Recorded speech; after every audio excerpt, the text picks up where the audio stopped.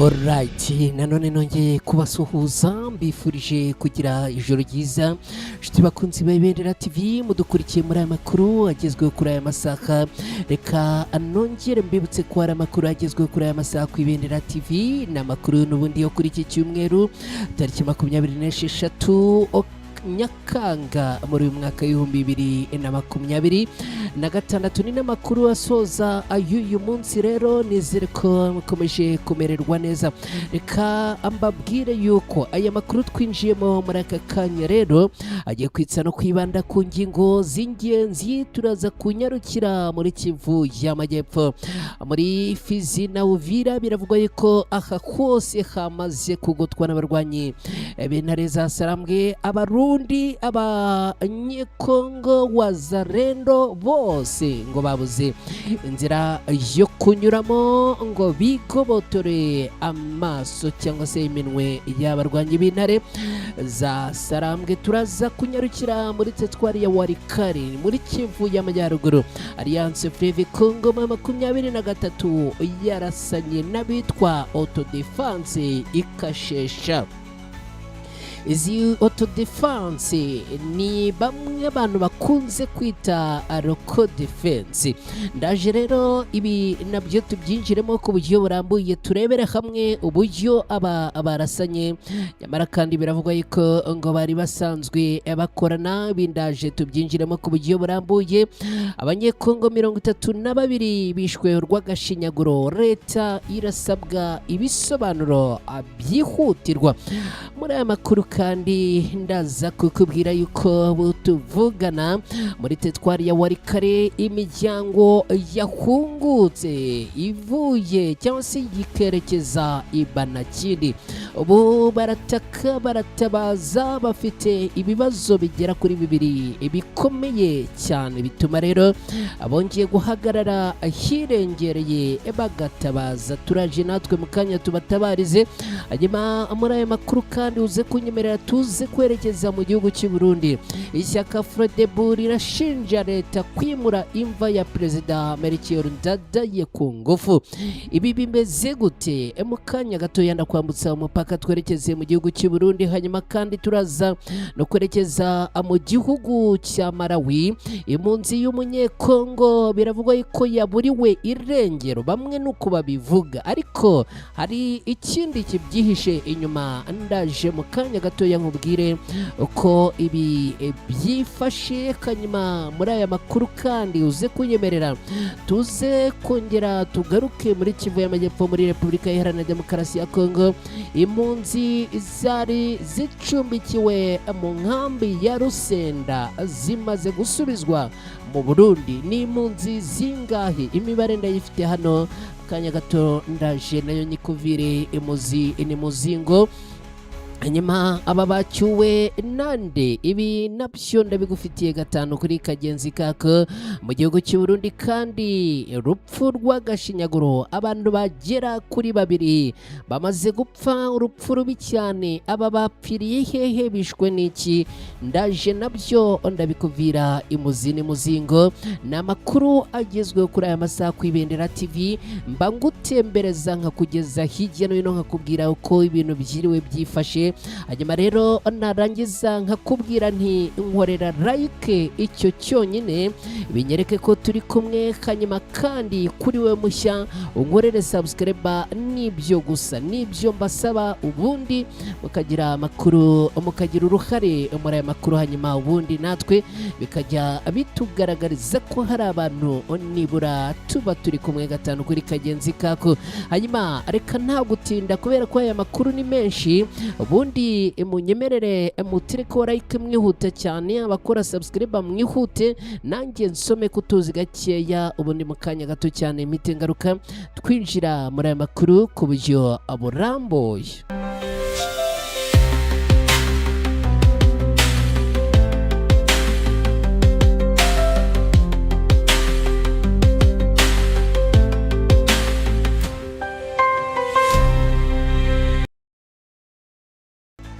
Alright, reka rero twinjire muri aya makuru ku buryo burambuye. Noneho ngira ngo ibintu bimaze kujya mu buryo, ngira ngo mwese mwamaze kuba tayari, abatereka like, abakora subscribe, byose byamaze kuba tayari. Hanyuma rero aya makuru ku Ibendera TV agezweho muri aka kanya, ni munyemerere tuyanzikire muri Kivu y'Amajyepfo, muri iki gihugu cya Repubulika Iharanira Demokarasi ya Kongo. Abamureba ni igisirikare cy'u Burundi, aba biravugwa yuko baherereye mu bice bya Fizi na Uvira. Biravugwa rero ko aba bamaze kugotwa impande zose, ndetse n'igisirikare cya leta ya Kongo baherereye muri ibi bice.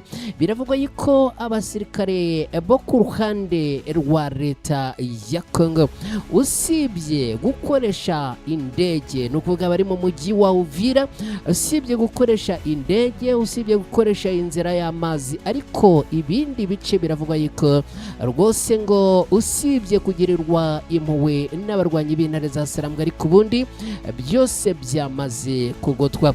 Ni muri Kivu y'Amajyepfo muri Repubulika Iharanira Demokarasi ya Kongo, nyuma y'imirwano imaze iminsi kandi ikomeje kuvugwa mu bice bitandukanye bya teritwari ya Fizi no mu nkengero za Uvira, irakomeje guteza impungenge mu baturage, mu gihe amakuru aturuka mu baturage bo muri aka gace avuga ko hari igitutu gikomeye ku ngabo za leta ya Repubulika Iharanira Demokarasi ya Kongo n'igisirikare cy'u Burundi n'abarwanyi ba Wazalendo, kubera ko ngo aba bose bamaze kugotwa.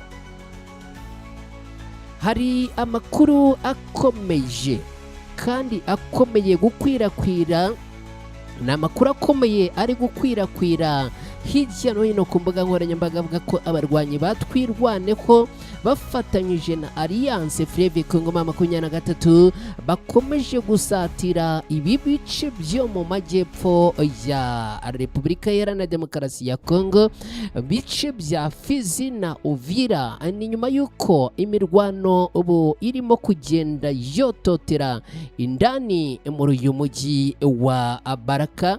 Icyakora amakuru avuga yuko kugeza ubu ibintu bigikomeje gufata intera yo ku rwego rwo hejuru.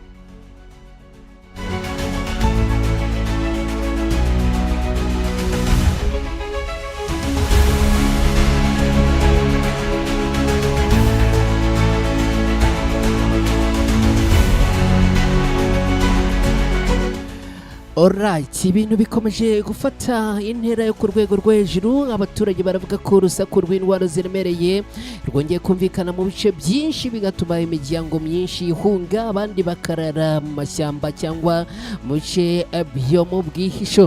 Umujyi wa Baraka ukomeje kuvugwa cyane kubera ko ari umwe mu mijyi y'ingenzi muri Fizi. Hari amakuru agera ku Ibendera TV avuga ko impande zihanganye zose zikomeje gushimangira ibirindiro byazo hafi y'uyu mujyi. Ibintu rero bikaba byatumye abaturage bagira impungenge z'uko imirwano ishobora kongera gukaza umurego. Ku rundi ruhande hari amakuru acicikana ku mbuga nkoranyambaga avuga ko inzira zimwe na zimwe zamaze gufungwa n'abarwanyi b'intare za Sarambwe. Kugeza ubu mu bice byinshi bya Fizi, mu bice byinshi bya Uvira, biravuga ko ibi bice byose biri under control y'abarwanyi b'intare za Sarambwe. Imiryango itanga ubutabazi ikomeje kugaragaza impungenge z'ingaruka z'iyi mirwano ku buzima bw'abaturage, cyane cyane abana, abagore n'abasheshe akanguhe, kubera ko ngo birimo kugorana kubagezaho ubufasha n'ubutabazi. Dukomeje n'aya makuru nababwiye, turaza gukubita tubangura.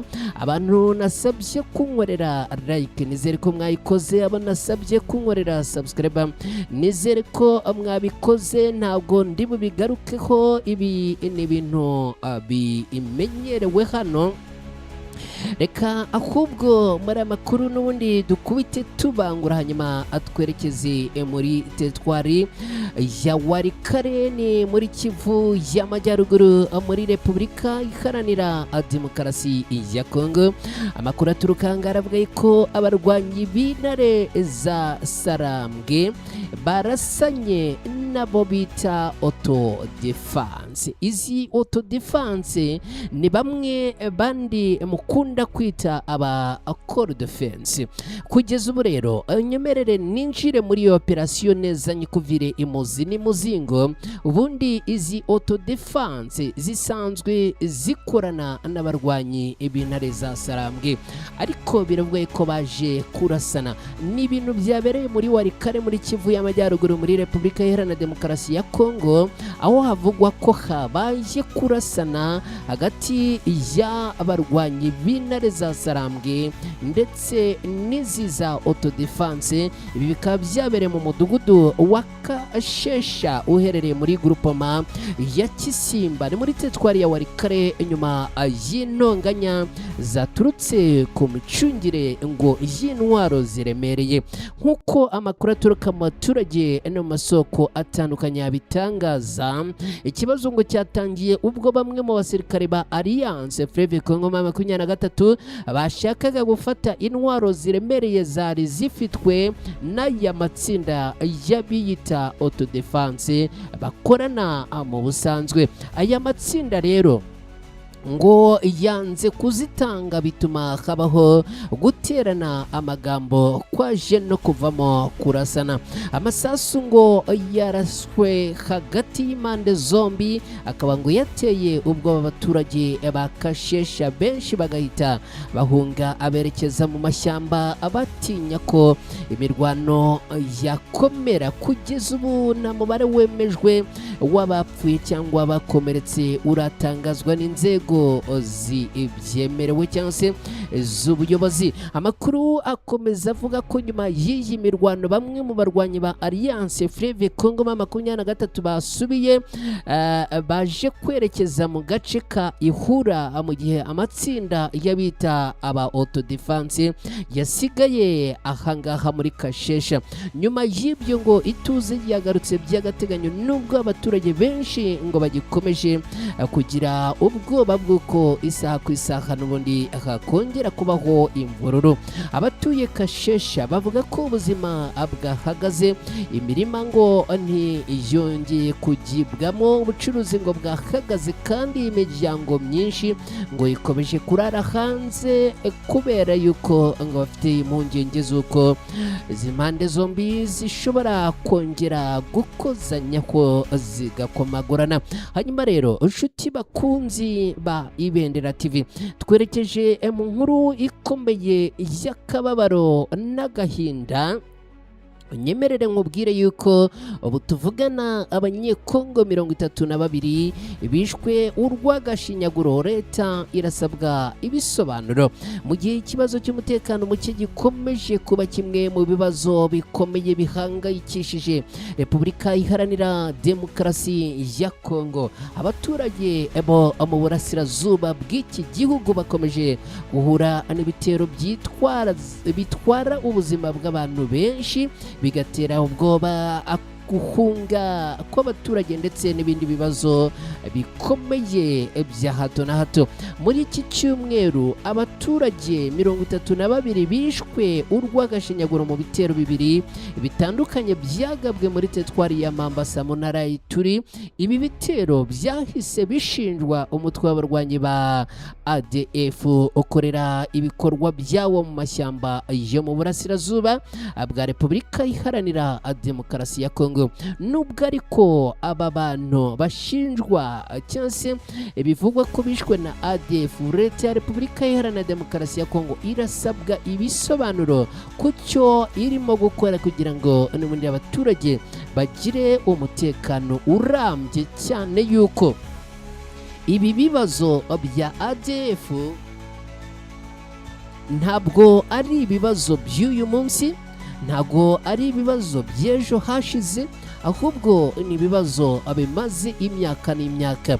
Leta ya Repubulika Iharanira Demokarasi ya Kongo rero sosiyete sivile yatangiye kuyotsaho igitutu, irayibaza n'iki mu by'ukuri barimo gukora kugira ngo barengere uburenganzira n'umutekano by'abaturage. Kugeza ubu ibi bitero bikomeje kongera guteza impungenge mu baturage, cyane ko abaturage uraye ntaba yizeye ko buri buke, uwo bukeye ntaba yizeye ko buri bwire. Bityo rero ibintu bikaba bikomeje kuzamba no gufata intera yo ku rwego rwo hejuru. Abasesenguzi mu by'umutekano, politike na diplomasi barasaba uruhande rwa leta ya Kongo kugira icyo rukora kugira ngo aba baturage batabarwe mu by'ukuri. Hari uwitwa Kami Sabrine ugira uti turakumva turi Minembwe, abantu muherereye Minembwe rwose bahaye ijambo, burya muba mudukurikiye, ni iby'agaciro gakomeye cyane kumva ko mudukurikiye. Hanyuma rero abatavuga rumwe n'ubutegetsi bwa leta ya Kinshasa nabo bokeje igitutu leta, bayisaba ko yatanga ibisobanuro, ndetse batangiye kuvuga ko ubutegetsi bwa Perezida Tshisekedi n'ishyaka UDPS bakwiriye gukemura ikibazo cy'umutekano vuba na bwangu. Abavuga ko nyuma y'imyaka myinshi abaturage bakomeje gutakaza ubuzima, imitungo yabo, ndetse abantu bagahura n'imibereho mibi, bakavuga rero ko ubutegetsi bwa Tshisekedi butangiye kunanirwa mu by'ukuri kuyobora. Mu burasirazuba bwa Repubulika Iharanira Demokarasi ya Kongo, abaturage bakomeje kubabazwa n'intambara zirimo imitwe myinshi yitwaje intwaro, ndetse n'imirwano ikomeje guhuza ingabo za leta n'abarwanya ubutegetsi. Ibi rero abatavuga rumwe n'ubutegetsi nabyo bakabishinja Perezida Tshisekedi, bamushinja ko kugeza ubu kuyobora iki gihugu cya Repubulika Iharanira Demokarasi ya Kongo bimaze kumunanira, ndetse bamwe bakarenga ahangaha bakamusaba kumanika amaboko agaharira abandi bakayobora, kubera yuko we ngo birimo kugenda rwose bimunanira. Abavuga yuko ngo arimo kugenda asaza. Nshuti bakunzi ba Ibendera TV mudukurikiye muri aya makuru, ni munyemerere nanone twongere twerekeze muri teritwari ya Walikale, ni muri Kivu y'Amajyaruguru muri Repubulika Iharanira Demokarasi ya Kongo. Ubwire yuko ubu ahangaha rero ibintu birongeye birahindutse, kandi ubu tuvugana impunzi zikomeje gutaka. Ni ukuvuga abari impunzi bamaze guhunguka berekeza Banakindi, bafite ibibazo bikomeye cyane bigera kuri 2, ari nayo mpamvu bamaze guhagarara ahirengereye baratabaza. Natwe rero hano ku Ibendera TV ni munyemerere mwigire hino, mumfashe dutabarize izi mpunzi. Aba bahungutse Banakindi baratabaza ko bafite ikibazo cy'ibura ry'amazi meza, bafite kandi ngo ikibazo cy'ubuvuzi. Imiryango myinshi yasubiye mu byayo mu gace ka Banakindi muri teritwari ya Walikale, ikaba ivuga ko yikomeje guhura n'ibibazo bikomeye by'ubutabazi, birimo kubura amazi meza yo kunywa no kutabona serivisi z'ubuvuzi, nubwo bamwe ngo batangiye gusubira mu ngo zabo nyuma y'igihe kinini bari bamaze barahunze. Nk'uko amakuru atangazwa n'abayobozi b'inzego z'ibanze bo muri aka gace bivuga, abaturage ngo bagarutse mu byabo, ariko ngo basanze ibikorwa remezo byinshi byarangiritse, ibindi bidakora. Amariba y'amazi n'amasoko menshi ngo ntibikora neza, bituma abaturage bakora urugendo rurerure bashaka amazi, ibintu bishobora guteza indwara zituruka ku isuku nke. Ikindi kibazo gikomeye ni ubuvuzi. Abaturage bavuga ko ivuriro rikorera muri Banakindi rifite ibikoresho bike, rikabura imiti n'abakozi bahagije. Ibi bituma abarwayi cyane cyane abana n'abagore batwite batabona ubuvuzi bwihuse kandi bukenewe. Abaturage baravuga kandi ko nubwo imirwano yagabanutse ugereranije nuko byari bimeze mbere, ubuzima bwa buri munsi ngo buracyakomeje kugorana. Imirima myinshi ntiyongeye guhingwa neza, ubucuruzi ngo buracyadindira kandi imiryango myinshi yabuze ibikoresho by'ibanze byo kubaho. Abayobozi b'inzego z'ibanze basabye leta n'imiryango itanga ubutabazi kongera ubufasha muri aka gace, hibandwa ku gusana ibikorwa remezo by'amazi, kongera imiti mu bigo nderabuzima no gufasha abaturage kongera kubaka ubuzima bwabo. Baravuga ko kugaruka mu ngo bidahagije igihe serivisi z'ibanze zikiri ikibazo gikomeye. Ibibazo biri muri Banakindi bigaragaza ko niyo abaturage basubira mu byabo, urugendo rwo kongera kubaho mu buryo busanzwe ngo ruracyari kure cyane, ndetse kandi ngo rurasaba igihe kinini cyane. Kubura amazi meza n'ubuvuzi ngo bishobora guteza izindi ngaruka zirimo icyorezo cy'indwara n'iyongera ry'ibibazo by'imiturire. Aba baturage rero bakaba barimo gutabaza, natwe ku Ibendera TV turabatabarije. Reka unyemerere twambuke imipaka rero noneho twerekeze mu gihugu cy'u Burundi. Mu gihugu cy'u Burundi rero nyemerera nkubwire yuko twerekeje muri iki gihugu cy'u Burundi. Amakuru agera ku Ibendera TV aravuga yuko ishyaka Frodebu riri gushinja leta kwimura imva ya Perezida Melchior Ndadaye ku ngufu cyangwa ku gahato. Mu Burundi hongeye kuvuka impaka zikomeye nyuma y'uko ishyaka Sahwanya Frodebu yashinzwe na perezida wa mbere watowe mu buryo bwa demokarasi. Ni ukuvuga ni ishyaka ryashinzwe na perezida wa mbere watowe mu buryo bwa demokarasi ariwe Melchior Ndadaye, rirashinja leta gushaka kwimura ibisigazwa bye mu buryo ritavuga rumwe nabwo. Nk'uko iri shyaka Frodebu ribitangaza, umushinga wa leta ngo wo kwimura ibisigazwa bya Perezida Ndadaye ngo ukwiye kubanza kuganirwaho n'impande zose bireba. Iri shyaka rivuga ko ridashyigikiye ko hafatwa icyemezo gikomeye nk'icyo hatabayeho ibiganiro byimbitse n'ubwumvikane bw'igihugu. Mu itangazo ryabo, Frodebu basaba ko ibikorwa byose byo kwimura imva bihagarikwa kugeza igihe hazabera ibiganiro by'igihugu bishobora kugera ku mwanzuro wemerwa n'impande zitandukanye. Iri shyaka rivuga ko gukomeza uwo mushinga nta bwumvikane bubanje kubaho bishobora kongera amakimbirane ku kibazo gifite amateka akomeye mu Burundi. Ku rundi ruhande rwa leta y'u Burundi nta bisobanuro birambuye byari byatangazwa ku birego bya Frodebu kugeza igihe iyi nkuru turimo kuyitangariza. Gusa impaka zo zirakomeye. Melchior Ndadaye yabaye perezida wa mbere w'u Burundi watowe mu matora ya demokarasi mu mwaka w'1993, yiciwe mu gihe cy'igerageza rya kudeta ryo kuwa 21 Ukwakira mu 1993. Ibintu byakurikiwe n'ihohoterwa rikomeye ndetse n'intambara y'abenegihugu yamaze imyaka myinshi.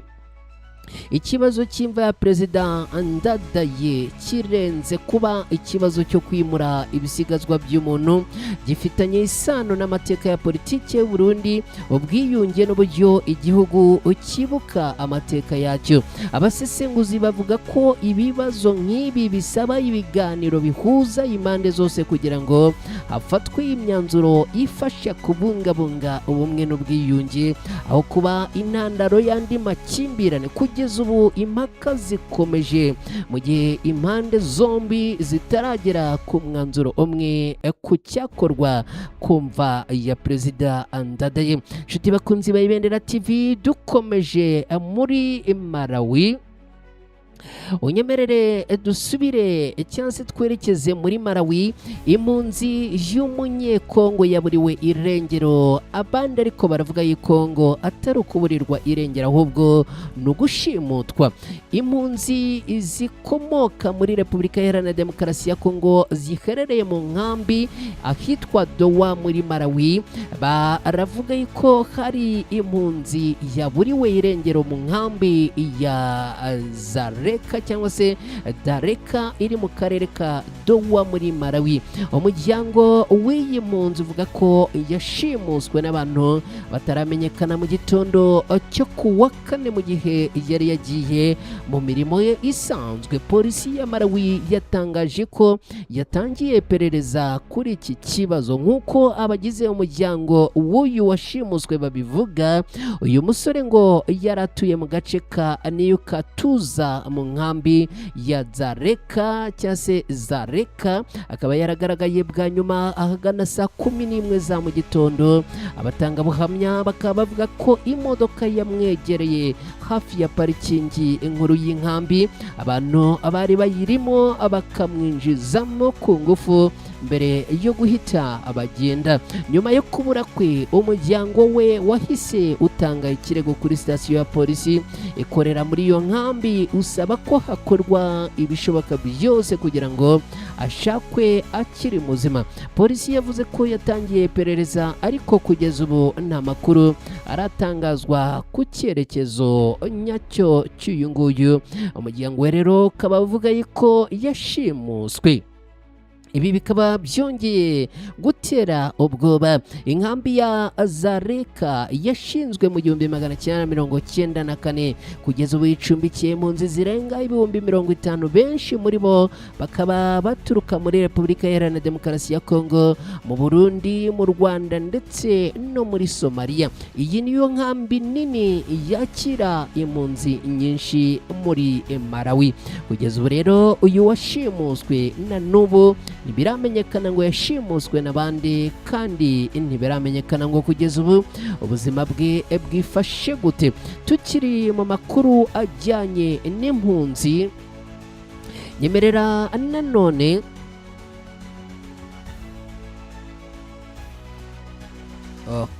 nyemerera nanone tukiri muri aya makuru ajyanye n'impunzi, twongere dusubire muri Repubulika Iharanira Demokarasi ya Kongo muri Kivu y'Amajyepfo. Nkubwire yuko impunzi nyinshi zacyuwe mu gihugu cy'u Burundi ku bintu bivuga yuko ari agahato. Ni impunzi 171 zose ni muri Fizi muri Kivu y'Amajyepfo, abari baherereye mu nkambi ya Rusenda basubijwe mu Burundi. Ishami ry'umuryango w'abibumbye ryita ku mpunzi HCR ku bufatanye n'inzego bireba riratangaza ko ryateguye igikorwa cyo gusubira ku bushake iwabo impunzi 171 z'abarundi zari zimaze imyaka zicumbikiwe mu nkambi ya Rusenda iri muri teritwari ya Fizi mu ntara Kivu y'Amajyepfo. Izi mpunzi zikaba ngo zaratashye, zikaba zamaze gusubizwa mu gihugu cy'u Burundi. Nk'uko amakuru abitangaza, izi mpunzi ngo zahagurutse mu nkambi ya Rusenda zerekeza ku mupaka wa Kavimvira muri teritwari ya Uvira mbere yo kwambuka zisubira mu Burundi. Izi mpunzi ngo zagejejwe ku kigo cyakira abatahuka cya Gihanga mu ntara ya Bujumbura, aho zabanje kwandikwa no guhabwa ubufasha mbere yo gusubizwa mu turere twazo. Benshi muri aba batahutse bakomoka mu ntara Cibitoke hafi y'umupaka wa Repubulika Iharanira Demokarasi ya Kongo. Bamwe bagaragaje ko bishimiye gusubira mu gihugu cyabo nyuma y'imyaka myinshi bari bamaze mu buhungiro. Abaganire n'itangazamakuru bavuze ko ubuzima bwo mu nkambi ya Rusenda bwari bumaze kugorana cyane. Bavuga ko inkunga y'ibiribwa yagabanutse cyane. Bamwe bakavuga ko bari bamaze igihe kinini batabona imfashanyo ihagije bihagije, ndetse ngo ibi bikaba biri no muri bimwe mu byatumye bafata umwanzuro wo gutaha ikubagahu, ndetse n'umutekano wabo muri teritwari ya Fizi ngo wari ukomeje kurushaho kuzamba kubera imirwano ikomeye cyane. Inkambi ya Rusenda yashinzwe mu mwaka w'ibihumbi 2015 nyuma y'uko abarundi benshi bahunze ibibazo bya politiki n'umutekano byari byugarije igihugu cyabo. Mu myaka yakurikiyeho yakiriye ibihumbi by'impunzi, ariko ikibazo cy'igabanuka ry'inkunga mpuzamahanga n'umutekano muke mu burasirazuba bwa Repubulika Iharanira Demokarasi ya Kongo cyatumye bamwe bahitamo gutahuka mu gihugu cyabo. Reka unyemerere noneho rero twerekeze muri ya nkuru y'akababaro n'agahinda, ni nayo nkuru tugiye gusorezaho amakuru yacu hano ku Ibendera TV. Ni inkuru rero igaruka ku rupfu rubabaje cyane rw'abantu babiri bapfuye urw'agashinyaguro bazize ibisasu. Ni inkuru mu by'ukuri nakubwira yuko ari inkuru yongeye kubabaza abatari bakeya. Amakuru agera ku Ibendera TV magingwa yatuvugana aravuga yuko ahitwa Rutana mu gihugu cy'u Burundi agahinda gakomeje kuba kose nyuma yuko abavandimwe bagera kuri babiri bapfuye bazize iturika ry'igisasu cyo mu bwoko bwa grenade cyabaturikanye mu rugo iwabo. Ibi byabaye kuwa 23 Nyakanga muri uyu mwaka, bibera mu gace ka Birongozi. Nk'uko amakuru yibanze agera ku Ibendera TV abivuga ngo aba bana bari bafite imyaka 17 na 14, bose bakaba baraturikanwe n'igisasu bivuga yuko cyatezwe mu rugo iwabo. Bivuga ko bari barimo gukorakora icyo gisasu rero ngo kikaza guturika bikarangira kibahitanye. Umwe yahise apfiraho byabereye mu gihe mugenzi we yagejejwe kwa muganga, ariko nawe aza kwitaba Imana azize ibikomere bikomeye yari yahuye nabyo. Abashinzwe iperereza bageze aho ibi byabereye basanga ibimenyetso birimo impeta ikurura umutekano wa grenade, ni ukuvuga safety ring, ndetse n'inyundo, ibintu byafashije gutangira gusobanukirwa uko impanuka yabaye. Iperereza riracyakomeje kugira ngo hamenyekane neza inkomoko y'iki gisasu nuko cyageze muri uru rugo. Gusa ariko abandi bo byabo byamaze kurangira, ubwo nta yindi nkuru nuko bifuriza iruhuko ridashira. Nshuti bakunzi ba Ibendera TV, duhita twerekeza no ku musozo w'aya makuru yaragezweho kuri aya masaha ku Ibendera TV. Mbashimira cyane mwe mwese mwabanye natwe, nitwa Mukadanda. Bashimiye abakoze like, nshimiye abakoze subscribe, nshimiye abakurikiye aya makuru, nshimiye uwitwa Akami Sabrine waduhaye igitekerezo. Hanyuma rero mwese muramukeho, mugire ijoro ryiza, Imana ikomeze kubarinda no kubana namwe. Gahunda za Ibendera TV nazo zirakomeza. Bye, ciao ciao.